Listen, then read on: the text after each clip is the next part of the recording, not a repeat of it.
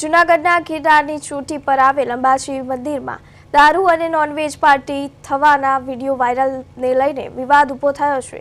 આ મામલે ગિરીશ કોટેચાએ દુઃખ વ્યક્ત કરતા કહ્યું કે જો લોકો મહેફિલ માણતા વિડીયોમાં જોવા મળે છે તેમને કડક સજા મળવી જોઈએ।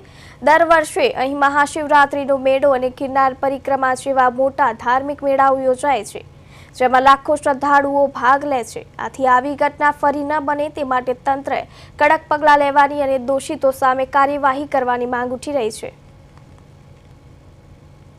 અંબાજી મંદિરનો જે હમણાં જ સીસીટીવી કેમેરામાં અને ખાસ તપાસ કરતા જે રીતે ત્યાં મહેફિલ કરવામાં આવી હતી દારૂની પાર્ટી ચિકનની, આ જગ્યાને વર્ષોથી ને લાખો વર્ષોથી માણસો એને પગે લાગવા આવે અને મા ઉપર એવડો ભરોસો છે। એના માટે તો આપણા મોદી સાહેબે સ્પેશિયલ રોપે કર્યો।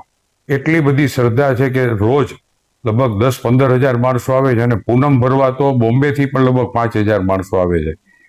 ખૂબ જ ગંભીર અને શર્મજનક બનાવ છે। પોલીસ ખાતા એની પૂરેપૂરી નોંધ પણ લીધી।